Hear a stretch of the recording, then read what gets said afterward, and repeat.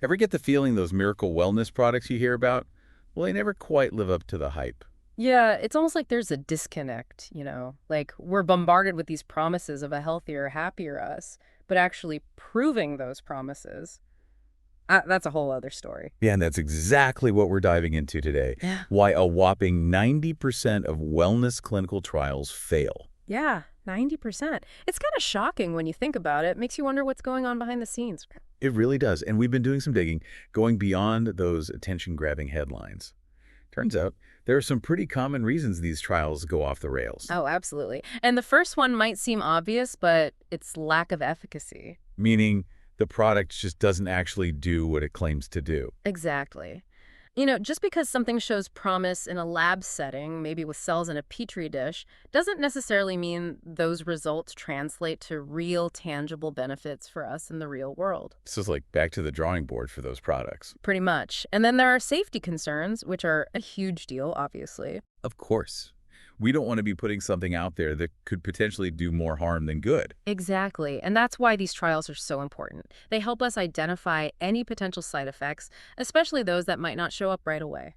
That makes sense. What else makes these trials so tricky to get right?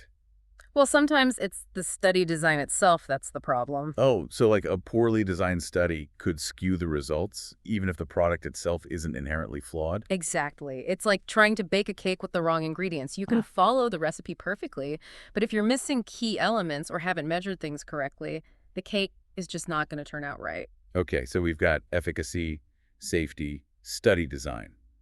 Our research also mentioned recruitment and retention issues, which makes a lot of sense. Oh, for sure.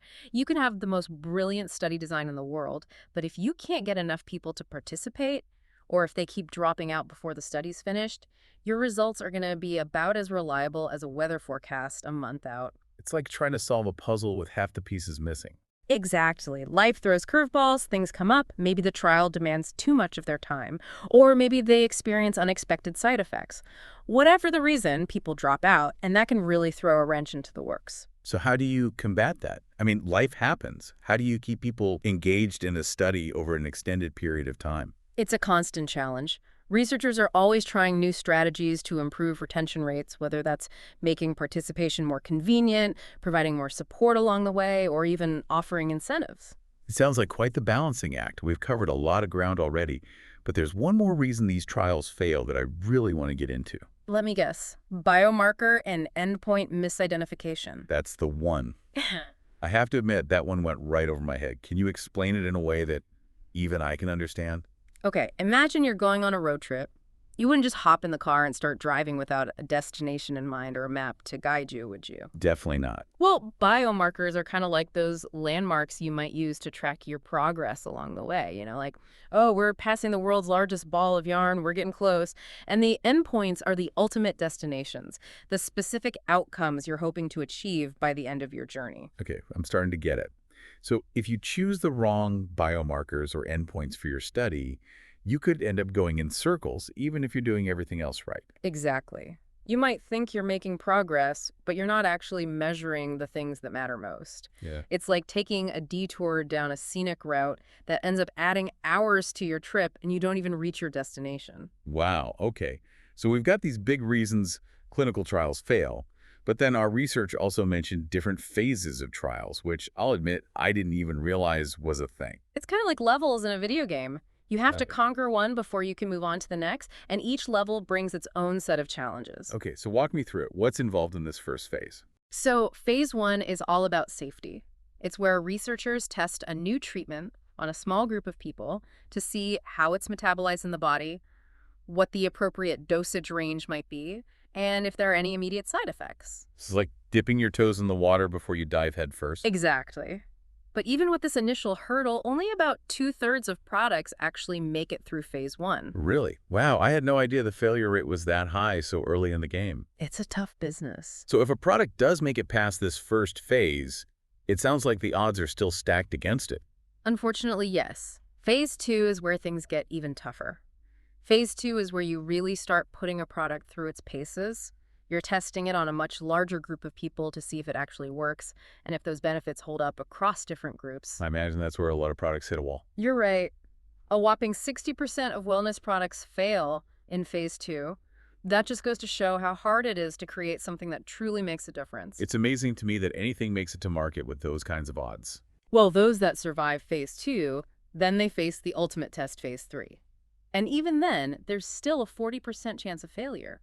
So even if a product makes it to the very end of this whole process, there's still no guarantee of success. It's a gamble, no doubt about it. Developing a wellness product is incredibly challenging, especially when you're trying to back it up with solid scientific evidence. It's not enough to just say something works, you have to prove it. It makes you realize how much work goes on behind the scenes, even before a product hits the shelves. Absolutely. And that's why I'm so excited about the potential of wearables to revolutionize the way we conduct these trials. I think they have the potential to solve a lot of the problems we've been talking about. Okay, I'm intrigued. Can you unpack that for me? How can wearables succeed where traditional clinical trials have fallen short? Well, imagine this. Instead of relying on someone to remember how well they slept last night or diligently fill out a food journal, we can gather that data automatically in real time as they go about their day-to-day lives. So it's like having a constant stream of information instead of just these snapshots in time. Exactly. Wearables can track things like activity levels, sleep patterns, even things like heart rate variability, which can tell us a lot about someone's stress levels and overall well-being. We can get a much more complete and objective picture of their behavior and how their body is responding to whatever intervention we're testing. That must be a goldmine for researchers. Mm. But what about the human element? How do we ensure people actually wear these devices consistently, especially over an extended period? We talked about those recruitment and retention issues earlier. That's a really important point, and it's one of the things that makes wearables so promising.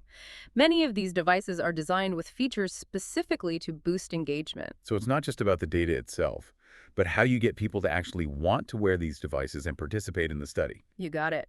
We're talking about reminders, personalized feedback, even gamification to make things more fun. It's like having a tiny cheerleader right there on your wrist, encouraging you to stay on track. Who wouldn't want that? So we've got continuous monitoring, increased engagement. But what about actually measuring how effective a wellness intervention is? Can wearables help us move beyond those subjective self-reported surveys that can be unreliable? Absolutely. And this is where objective endpoints come in. You see, how do you truly measure something like sleep quality? Someone might say they slept great, but were they tossing and turning all night? Did they wake up multiple times? Wearables can give us a much clearer picture. So it's like having an unbiased observer to tell us what's really going on. Exactly. We can measure sleep duration, how often someone wakes up, even the different stages of sleep they cycle through. And because this data is objective, it's not subject to the same biases or inaccuracies as someone's perception of how well they slept. That's incredible. It sounds like wearables have the potential to address so many of the challenges that have plagued wellness trials for years. They really do. But it's important to remember that wearables are just tools, albeit very powerful ones. To truly unlock their potential, we need to be thoughtful and strategic about how we use them in clinical trials. It's not as easy as just handing someone a fitness tracker and saying, here, wear this. Not quite. There are some key strategies that can make or break a wearable-based trial. Our research highlighted 5 in particular that I think are really important. The first one is choosing the right device for the job. It might seem obvious, but you wouldn't believe how often this gets overlooked. So you need to make sure the wearable you're using is actually designed to measure the specific thing you're interested in. Precisely. Not all wearables are created equal. You need to make sure the device has been validated for the specific purpose of your study. If you're studying stress levels, you need a device that's been proven to accurately measure stress, not just something that counts steps and tracks your sleep schedule. Makes sense. What else do we need to consider? Well, for one, we need a plan for all that data. Right. We were just talking about how wearables are constantly gathering information. Yeah. That's got to be a lot to handle. It definitely can be. That's why it's crucial to have a solid data management plan from the get-go. We're talking clear protocols for how you're going to collect the data, how you're going to store it securely, how you're going to analyze it, and of course, how you're going to make sure it's accurate and reliable. So it's like building a whole infrastructure just to handle the information. In a way, it is. And it's not just about the technical side of things either. You need the right people and processes in place to make sense of all that data and turn it into meaningful insights. And on that note, what about the participants themselves? Another great point. We can't forget about the human element here. Even with all this fancy tech, participant training and support are still absolutely vital. So you're saying you can't just assume everyone's comfortable using these devices and knows how to troubleshoot if something goes wrong? Exactly. You need to meet people where they are, provide crystal clear instructions, have resources available if they run into any technical hiccups, things like that. That way, everyone feels empowered to use the tech correctly, which ultimately makes the data more reliable. That makes a lot of sense. And it probably helps with retention, too. I imagine people are more likely to stick with a study if they feel supported along the way. Exactly. Speaking of keeping things on track, the next strategy might seem obvious, but it often gets overlooked. We need to be monitoring the data in real time. Oh, interesting.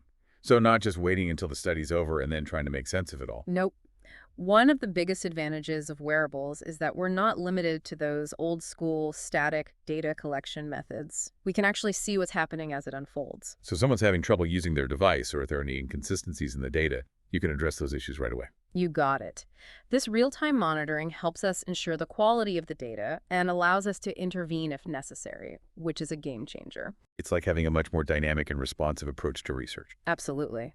And then the last point I want to make is that wearables, while incredibly valuable, shouldn't be the be-all and end-all. We need to think holistically. Don't rely on just one source of information. So you're saying we need to consider the whole picture, integrate data from multiple sources, wearables being one of them. Bingo.